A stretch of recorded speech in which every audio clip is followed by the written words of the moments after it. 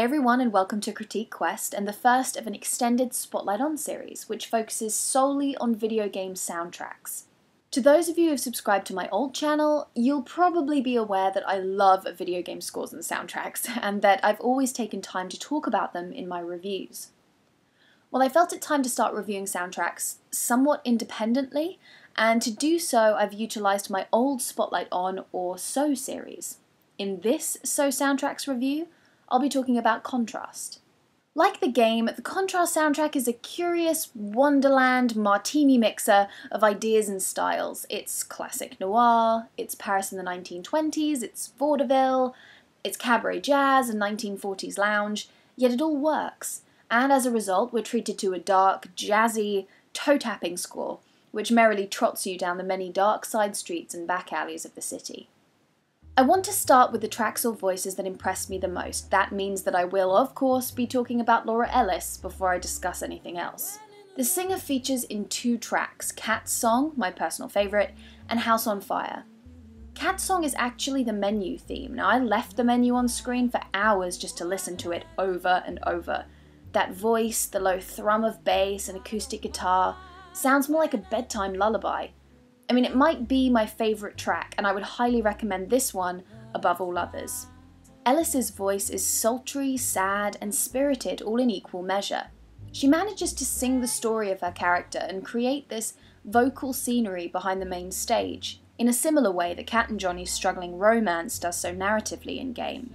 The streets and surreptitious meeting are much more upbeat, and if you know how, are tracks you could Charleston to. Like a ghost, they haunt the derelict streets of the city, and that's the primary function of the score, and what makes it so interesting. The music projects the life, the hustle and bustle from behind the shadow world in which Dawn inhabits. The music is like an echo, of the present though, not the past, and tracks like Lights Up, Cameras Ready fit nicely with this idea through its slinky late-night quality. I also love most, if not all, of the circus tracks. Ladies and Gents, Yo Ho Me Hearties, Main Attraction, Carousel, and A Night Fantastic. They conjure up these vivid images of European travelling circuses, you know, the ones you probably would have seen in the 1900s. Ringleaders and strongmen with moustaches that curl up at the edges, tightrope walkers, and gargantuan striped tents. These tracks are fun, and not just a little bit zany. However, these pieces are executed with the same level of finesse as the rest of the score. And the sophistication is perhaps demonstrated best through tracks like Softly and Late Night Drinks. Simple, but soulfully executed piano pieces. Again, they evoke such strong feelings and imagery. With Late Night Drinks, for example, you can practically feel the wood varnish of the bar top and smell the liquor as you watch drenched couples scurry in from the streets. And the moody ambience of Softly sets you up for one of the biggest discoveries in the game. I also want to mention a track called Trouble in the Streets. This may actually be my favourite behind Cat's Song and Carousel. It's so unusual in that it begins in the same kind of style we've seen in the rest of the soundtrack, but it soon develops into this intense chorus of violins, you know, the kind you've heard in every black and white movie ever made. Pair this transformation with a sax interlude in the middle, and you've got something quite weirdly wonderful. It's short, lasting under 2 minutes, but worth mentioning, I think. This is where I would talk about the things I didn't like about the soundtrack or score. But honestly, there really isn't anything I don't love here.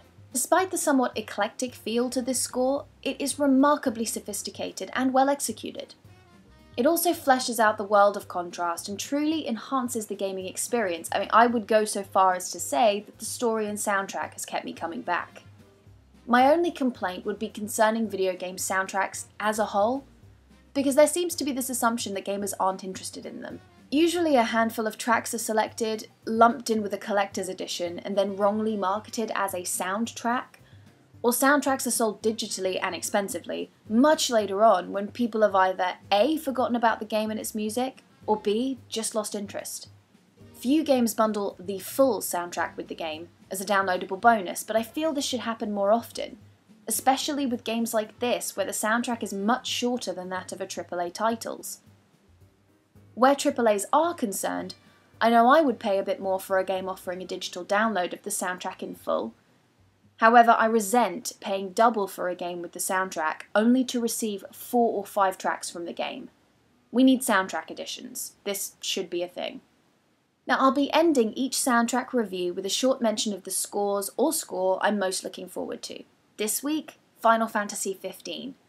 It's a grand orchestral take on what sounds like Renaissance melodies and styles, with a pinch of Kingdom Hearts in there. What's not to love?